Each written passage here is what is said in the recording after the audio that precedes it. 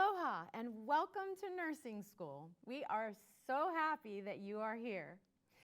We are going to spend a little time going over the rules.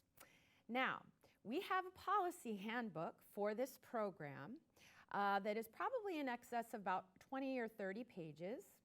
And you are required to read that handbook and actually sign a form that states that you have read that handbook. I have decided to go over some of the rules that students have difficulty with understanding, following, fully adhering to. What do students run into sometimes where maybe it would be helpful for Mary Farmer to go over these in an actual official session, okay? So that's what this is. We're going over some of the rules and policies. We're highlighting some things so that we make sure that you know what's going on, what your instructors are expecting from you.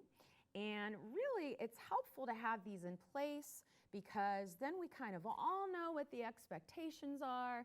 And if we have a problem, we know how to deal with that too, right? So that's part of all this. So let's go ahead and get started. First, we're going to talk a little bit about theory, all right? So as you know, the courses are split into theory, lab, and clinical. And, you know, attendance in theory, it's expected, right? If attendance is required, it will actually be specified in the course syllabus. If you can't make it to one of our live sessions, you know, it's your responsibility to obtain the information, the handouts from a classmate, and communicate with the instructor if you have any questions or if you missed anything. You're actually, you know, really encouraged to attend class to enhance your learning experience. But, you know, it's not required, right? Theory it's not required. A lot of the lectures we have pre-recorded for you, and we are going to be anticipating that you're going to be watching those on your own time, right? As far as learning requirements go, there is a minimum of a 70% required on exams in theory, all right? So that's the average, right? So if you get below a 70% on the first exam, it doesn't mean that you failed the course. It means that you have to continue to improve your test scores so that by the end of the semester, your test scores average greater than 70%. After a unit exam, there will be a review, and it will be provided for you right in the software. So you'll finish the exam, and then you'll be able to click out of the exam, submit it fully, and then this post-test review option will come up. And you want to do that because what will happen then is it will show you all of the questions that you missed and the correct answer. And that would be really helpful for you. We do not allow you to write those questions down. We don't allow you to video record or take images, pictures of the post-test review. And if you request reconsideration of an answer, you can submit that via email to me within 48 hours of the post-test discussion or review, right? So if you think that a test question was unfair that you missed, all you need to do is email me just like about what the question was about, right? Because you're not going to have the exact question, but what the question was kind of about, where in your textbook you feel that the answer was, you know, keyed wrong or incorrect. If you show me the resource that says the opposite of what the answer was, we will consider giving back credit for that question. If your percentage score on any given test falls below a 70%, you will be required to either retake the exam, that would be version A of it, retake it, take version B of the exam, which would be an exam over the same type of content, but a different set of questions, and or passing a knowledge assessment on the material that was answered incorrectly. Here's the thing though, your score won't change, all right? So you will be required to take some time to review the material and take the exam again. However, your test score will not change. And really, this is done because we want to make sure that you are at the same level that your peers are at, right? We want to make sure that you're learning the information and that you have a solid of command of the information as your peers do. And it's just something that we think is going to help you be a stronger student, pass the boards better, and be a better nurse. So that's our policy in this program. If you're physically or emotionally ill, you should not test at the scheduled time. You need to give notice to the instructor prior to the test to obtain a medical or counseling excuse within 24 hours of the test, right? So something happens in your life, or you become ill, or your child becomes ill. You need to let the instructor know before the test that you're not going to make it. And then you have 24 hours to get an excuse from a mental health counselor or from your provider, medical doctor, nurse practitioner, or your child's doctor.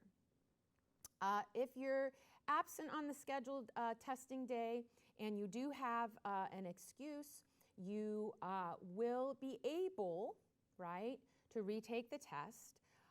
If you have an unexcused absence, then 10 percentage points will be deducted from the exam.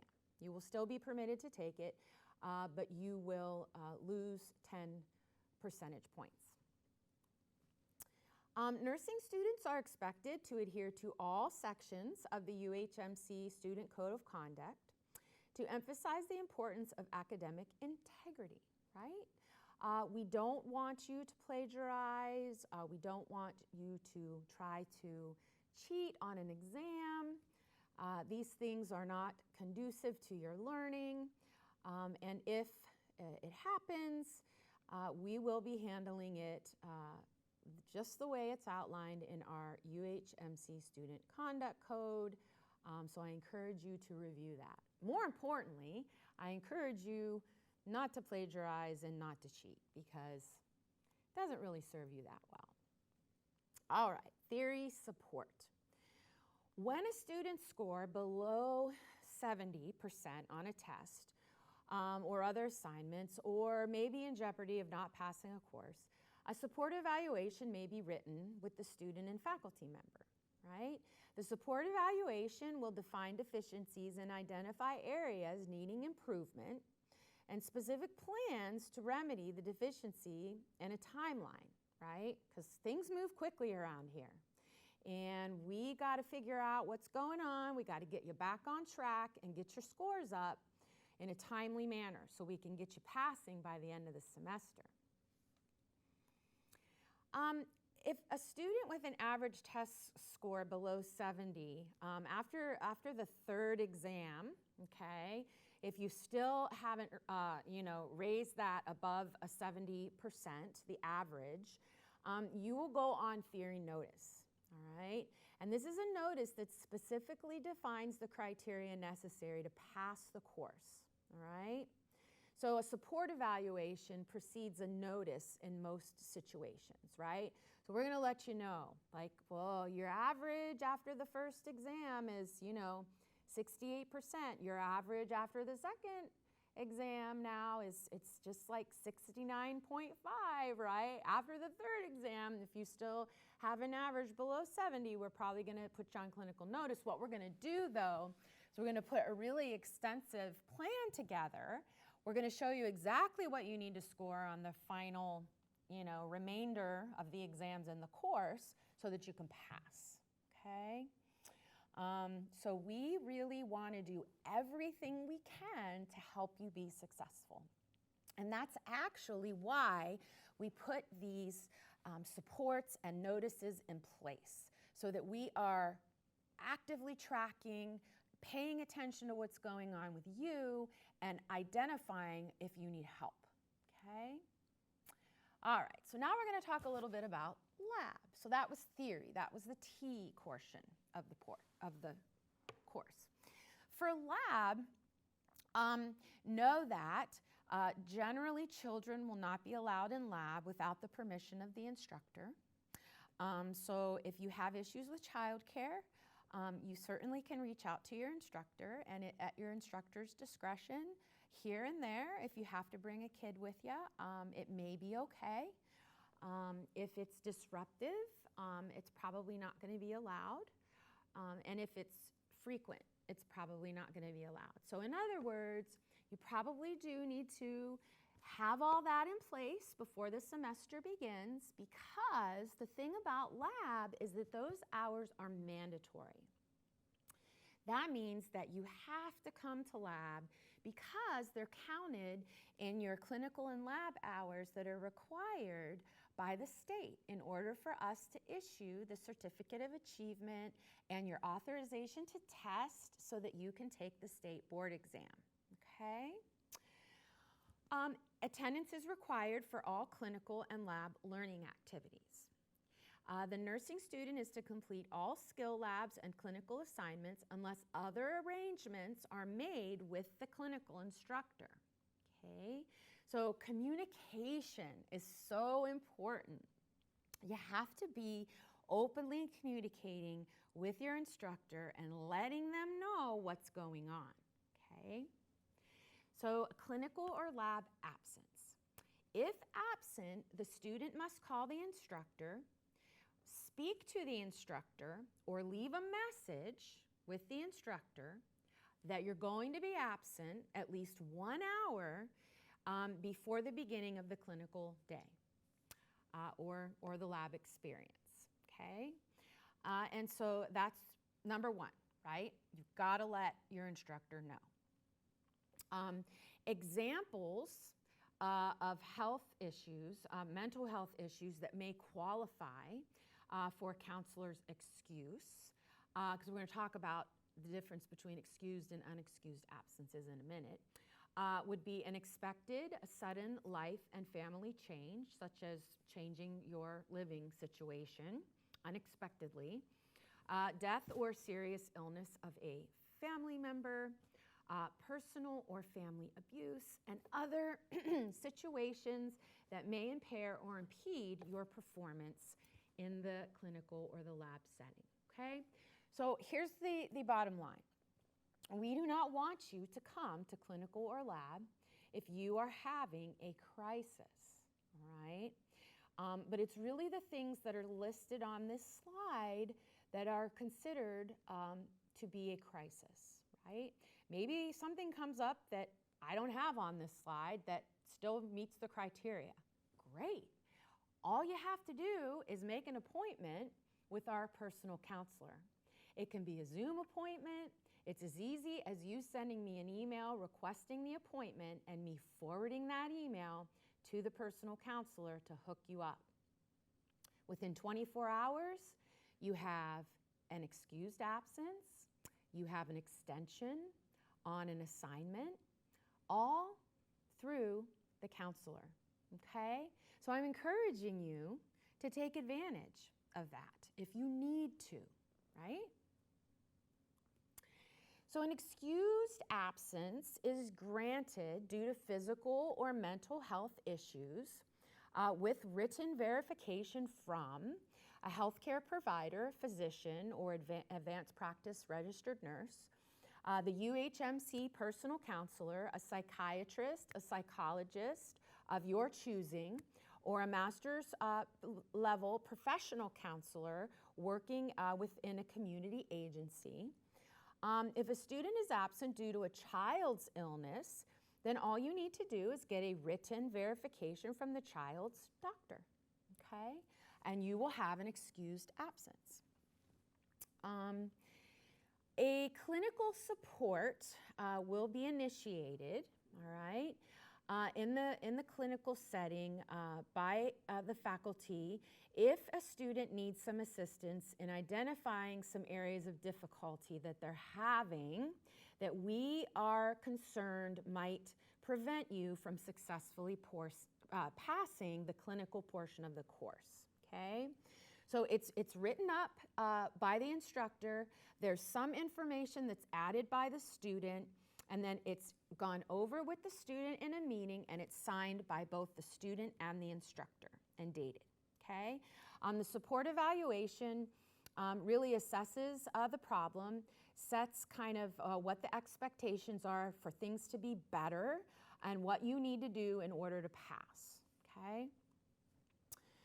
Clinical lab and notice take place when you are being advised that there's a danger of failing the course based on the clinical or lab performance. A notice can be written when a student demonstrates serious deficiency in clinical performance or when a student has failed to meet the terms of the support evaluation, okay?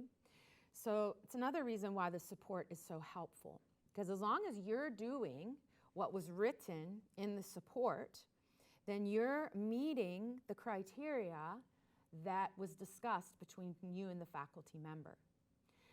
The notice will be signed by the student and faculty, and a discussion document containing specific plans and timelines prepared by the student with the assistance of the faculty or counselor or even myself may be attached to the notice. If the terms of the clinical notice are not met, the student will not be able to score a 2 or higher in one of the areas of the clinical eval tool, and therefore will not be able to pass clinical or lab. So clinical and lab are pass-fail, all right? There's no grade. It's either credit or non-credit.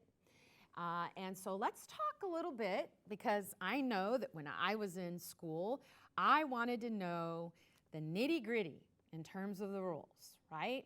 What do I need to do, Mary Farmer, in order to not end up on support or notice? Well, I'm about to give you some really, really good, solid information that will help you. Number 1, arrive on time to all lab and clinicals, all right? If you're late for clinical or lab before the midterm twice, you'll be put on support, all right? If you're late for clinical or lab after the clinical support, you're going to be placed on clinical notice. If the clinical or lab notice needs to be carried over into the next semester, it will, if difficulties with arrival times persist, okay? Be prepared and have assignments complete. So, if your prep is incomplete, your clinical prep, so when you come in the morning for clinical, your instructor is going to walk around the table and everyone's going to get their prep out and show the instructor that it is complete, okay? If your clinical prep is incomplete or your ATI tickets to lab or other ATI skill module or engage assignments are not completed, and that is 2 before midterm, we are going to put you on clinical or lab support, right? Incomplete clinical prep or lab assignments after clinical support will result in clinical or lab notice, all right? So again, the clinical or lab notice might be carried over into the next semester if incomplete assignment difficulties persist, all right? So we understand that sometimes you just forgot or you didn't finish it or you really didn't think that I was serious when I did this PowerPoint presentation, and that's why we do give you a few tries before we say, well, now we're really kind of concerned that you might not pass the course. All right, so let's talk about unexcused absences. Unexcused lab or clinical absences times 1 with the clinical communication right? You got to have communication with your clinical instructor. Even if you are going to have an unexcused absence, right? You're going to call them an hour before. You're going to say, you know what, I'm not coming in today, right? And for whatever reason, you were not able to get a counselor's excuse or a doctor's excuse, okay? So what will happen is you will be notified that a late has been recorded in the clinical evaluation tool, or like a unexcused clinical absence ×1 has been recorded in the clinical evaluation tool, right?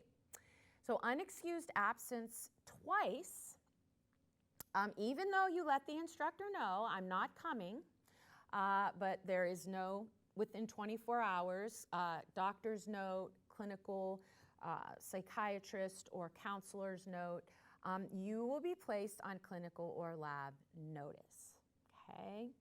If the clinical and lab notice needs to be carried over into the next semester, it might be if attendance difficulties persist, all right? So we really do try to provide you with every opportunity to kind of have this one situation where you let the instructor know that you're not coming and you don't go and you weren't able to get an excuse. You can still pass, okay? If that happens one time, all right? If it happens again, we're probably gonna put you on support. Maybe you'll go right to notice because missing 2 required activities that are mandatory with an unexcused absence really is concerning to us. Okay, response to instructor feedback. So, it's very important that you respond positively to your instructor's feedback and that you demonstrate improvement, meaning that if your instructor provides you with some feedback, then you show that you are demonstrating that feedback the next time you go into clinical or lab, okay? Sometimes you might be a little defensive when you get feedback on occasion, all right? And this will be reflected in your clinical evaluation score, all right? If you are responding to instructor feedback defensively on the regular, and you're really demonstrating a lack of self-awareness in this defensiveness, we're definitely going to be putting you on clinical support, okay? The clinical or lab support or notice might be carried over into the next semester if your feedback difficulties persist. So here's the thing. I am the first person to admit that when I went to nursing school, I was not prepared to get the feedback that I was getting from my instructors. As far as my mother was concerned, I was the most perfect human on the face of the planet and could do no harm anywhere, anyway, anyhow. So, when I took the great leap of faith and went into nursing school and found out that I was not perfect and that I needed some feedback about certain behaviors, certain ways of communicating, certain habits, it was really hard on me. I'm going to tell you, it was really difficult for me. And although I was not defensive, I did take it very personally, all right?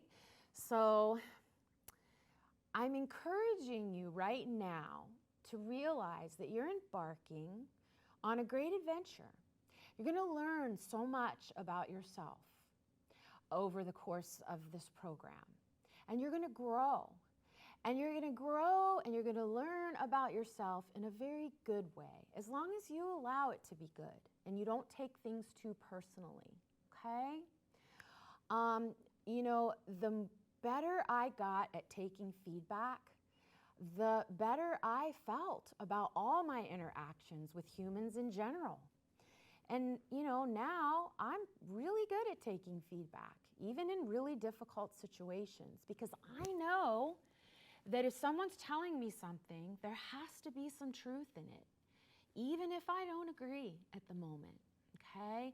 And so I always ask myself, well, I know that that person gave me feedback and I really didn't like it, but what about it could actually be true? Because there has to be something, right? And the more I would explore that and think about that and self-reflect on that, the better I got at taking feedback, okay? So it's just food for thought. I want you to consider it. If you feel like you're having difficulty with this, let me know. We can meet, we can talk. However, I really hope that you have been in healthcare long enough, because all of you have experience working in healthcare already, that you're better at taking feedback than I was. I was one of those people who got accepted to a BSN program when I was very young. I had no prior healthcare experience, and so I had a lot to learn, okay? All right. So I want to talk for a second about the UPA. Okay. Oh no, actually first we're going to talk about clinical support. So I mentioned it before. I mentioned clinical support before. I thought it might be nice to share with you what a clinical support looks like. Okay. So if you look really carefully at this, and I have to get up close to it so I can read it, it says this clinical support evaluation is written to assist student MC and nursing 110C to identify and resolve areas needing improvement. These include, and this is where your instructor writes in, med prep not complete on February 22nd to prepare and provide safe patient care. Teaching plan assignment submitted 1 day late. It was due on February 20th. It was submitted on February 21st. Lack of detail in the care plan part of the clinical prep, right? So the instructors identified three different occasions where the student wasn't completed with their assignment or didn't turn something in on time, okay? So the student has recognized the problem areas and has identified the following factors contributing to the problem. The student wrote in, difficulty prioritizing time after getting home to complete prep before the clinical day. So what the student's saying is, when I go to prep in the afternoon, I get all my patient data, and then I go home, and I get so caught up in the goings on at home that before I know it, it's 9 o'clock, and my kids are in bed, and I'm exhausted, and I want to go to bed, so I try really quick to get my stuff ready, and it's not complete, and I show up the next morning unprepared. Okay.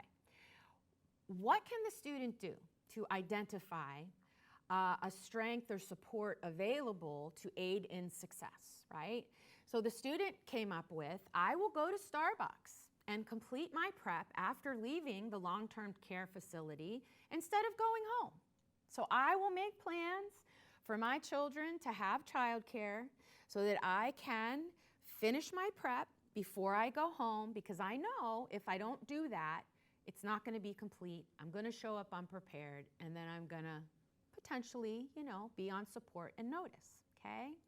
So during this conference, the student has recognized that these problem areas and understands that to succeed in the course, the following must occur. You have to get a 2 on all categories of the clinical evaluation tool, okay, to pass the course. You have to make an appointment with the UHMC personal counselor, maybe. I don't know if that's the terms, right? The same thing about earning a score of 2. It's different in different courses, right? So we have to go look at the course syllabus to see if a 2 is required by the end of the course in all categories, right? In another course, it might be a 3 that's required by the end of the course, okay? So we have to make sure that we know what the course syllabus says. I will contact the instructor with questions as soon as they come up, and I will complete all assignments as outlined on La Lima, okay? So you and the instructor will sign and date it, and that's the support, right? And it's just a record, right? It's a record, we know. It doesn't mean that you're failing the course. It just means that we're identifying a problem and we gotta work on it. So we want you to do better, okay? So now we're gonna talk about an UPA. An UPA is an Unsafe Practice Act, okay? Unsafe practice actions that potentially or actually jeopardize the safety of a patient or a resident another student or any other person may be actions that demonstrate poor judgment in the areas in which the student has had previous opportunities for learning. Okay, so this is important. We are not expecting you to perform in a clinical or lab setting when we have not taught the information, okay? So clearly it says here that you're doing something in which we have really gone over this really carefully in lab, in theory, in preclinical conference. You've learned this. We've covered this, all right? But for whatever reason, you're still forgetting to do it when you're in the clinical setting, all right? So let's talk about what something like this could be. Failure to follow standard precautions, right? An example would be failure to wash your hands, failure to wear gloves appropriately, right? Recapping a contaminated or used needle, right? Now, clearly, I mean, these are things that we learn pretty much in day one, right? Wash your hands. Wear gloves when you're going to be exposed to bodily fluids or if the patient's on some type of isolation. Never recap a dirty needle, okay? So if one of those things happens, you might get an UPA, all right? If you fail to administer a medication correctly after we've had MedPass Lab and you've learned the 5 rights of medication administration or the 7 or the 12 rights, I don't know how many there are now. I think it's 7. Failure to recognize break-in sterile technique, right? So once you get more advanced in your training and we've gone over sterile technique, several times, and you've had practice in lab, and you go into clinical, and you go to put in a Foley catheter, and you break sterile technique, and you don't identify it, right? So all we're saying is, you're going to put in a Foley, and all of a sudden, you've got the Foley in your hand, and you bump it up against the side of the bed, and you go, oh, you look at your instructor, and you go, oh, I just broke sterile technique. You're not going to get an UPA, right? Because you identified that you broke sterile technique. That's amazing. We want you to be able to identify it, right? Failure to recognize that you broke sterile technique, trying to pretend like it didn't happen or ignore it, that's not such a good idea, okay? So, failure to recognizing or blatantly ignoring the fact that you broke it will probably get you an UPA, okay? So this is what an UPA looks like. Basically, if we look closer here, number 1 just says describe the UPA, and you're required to do this. So you wrote, I did not wash my hands or use hand gel before providing patient care, all right? All right. So number 2 is that you're going to identify why your practice was unsafe. And you're going to identify possible consequences of your actions. And we want you to cite a resource, all right? So we see here the student wrote, failure to engage in hand hygiene between patients increases the risk of spreading bacteria and viruses that cause illness, especially in vulnerable populations, like the ones we're taking care of, right? So preventing sickness reduces the amount of antibiotics people use and the likelihood that antibiotic resistance will develop. Huh, that's really impressive that the student went to the CDC and found out this information and wrote this. Hand washing can also prevent people from getting sick with germs that are already resistant to antibiotics and that can be difficult to treat. That's really excellent. Number 3 is formulate a plan to help you avoid repeating this unsafe practice in the future. Explain the proposed implementation. Okay, so here we have, I will follow World Health Organization guidelines and observe the 5 moments of hand hygiene before touching a patient, before performing a clean or sterile procedure, after body fluid exposure, after touching a patient, or after touching a patient's surroundings. Great. This is a really excellent UPA report. And again, we're not doing this because we're trying to penalize you or we're trying to punish you. We're trying to help you learn how to keep your patients safe and show us that you really understand the reason behind washing your hands, right? I mean, my gosh, that's a lot more information about hand washing than I've ever thought about, really. And the thing about it is that we don't really think about what's lying underneath a simple statement like, I should really wash my hands every time, right? But now that we've looked at this, and now that we've looked at the evidence in the CDC guidelines and the World Health Organization guidelines, we're like, wow, this is really important. It may be one of the most important things I do in a day, or that I learn in nursing school. So let's not take simple things for granted, okay? All right. How to reach you while in clinical, okay? If an emergency occurs and your significant other needs to call the agency or whatever, they can't get a hold of you for whatever reason, your instructor required you to leave your cell phone in your locker, they can contact the agency and ask for the instructor, okay? And at the rare occasion that an item needs to be delivered to a student, it's to be left at the front desk and the operator will notify the instructor and the student can leave the unit to go pick things up, right? We can't have family members showing up at the long-term care facilities unannounced, demanding to see you because that is inappropriate and it's not safe. So this is our policy for that. We really need to be careful about our use of social networking. You guys need to be very diligent in understanding that you may not be sharing clinical information on social networking sites. It is a HIPAA violation. It is forbidden.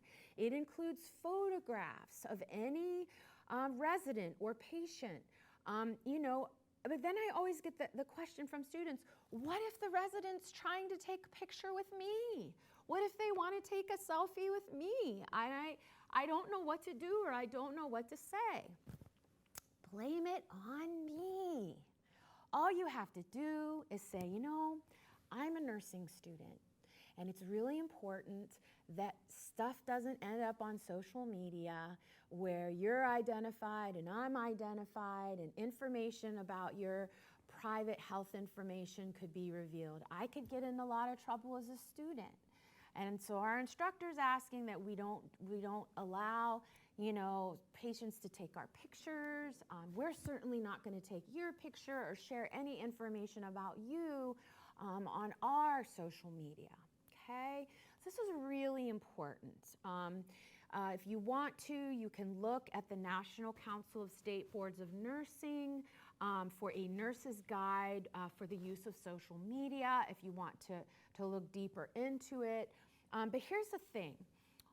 It's so ubiquitous now, meaning that you could post something that you don't think would ever get to a family member of one of your residents or to the resident themselves, and you would be amazed at how things get passed and shared and liked and boom, boom, boom, boom, boom. And before you know it, there's a call to the facility that their loved one's picture was on social media.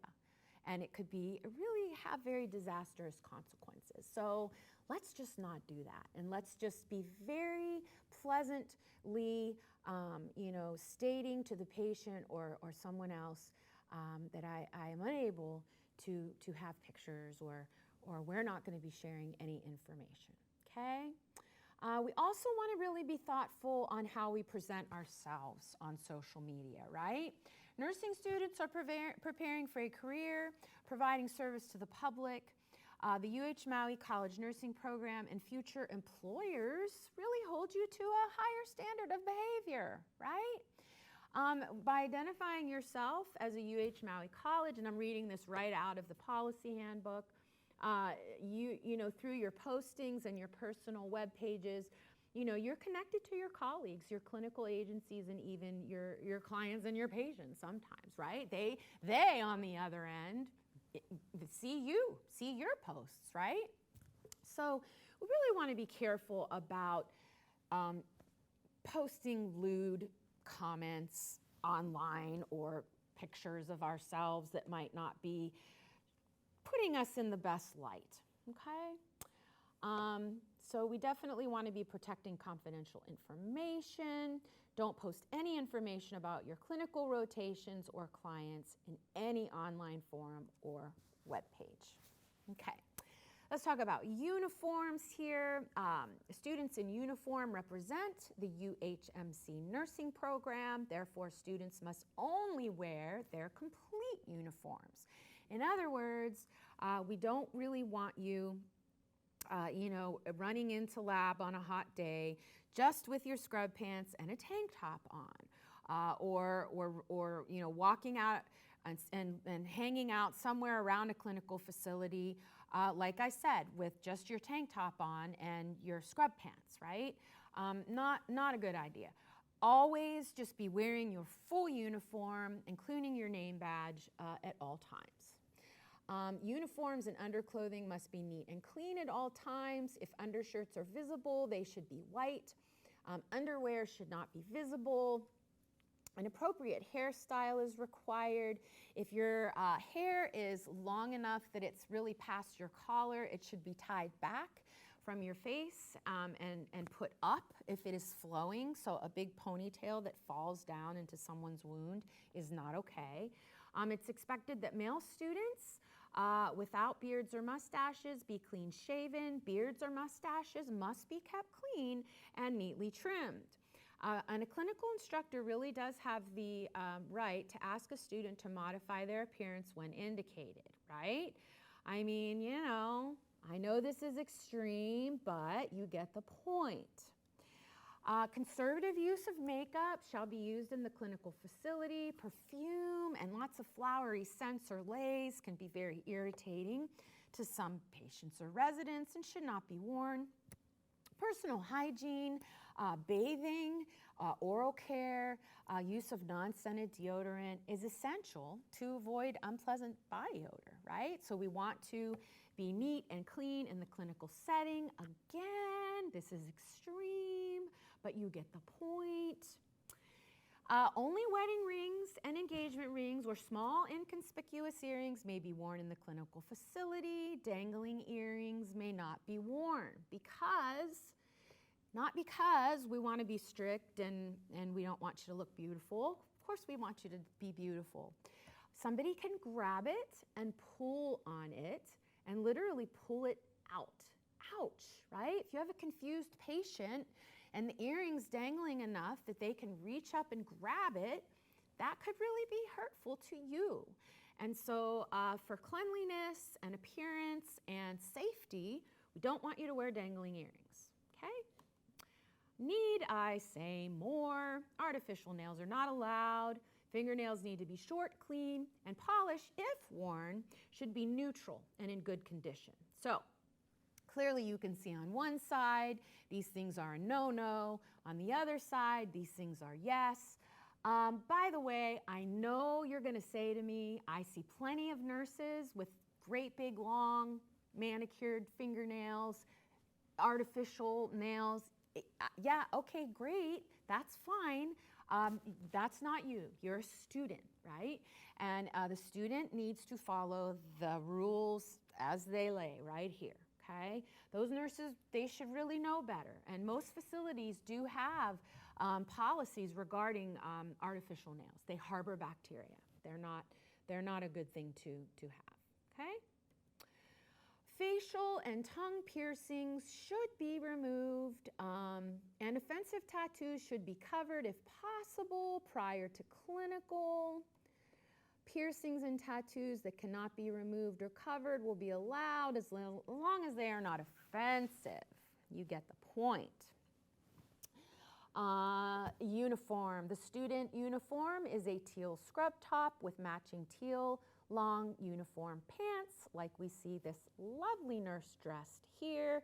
You can see that her hand is pulled back. She's got her watch with a second hand on it and her stethoscope. I think she even might have a pen in her pocket. The only thing she's missing is her name tag, but I think it might actually be up there on her pocket. So she is looking pretty good there in full uniform.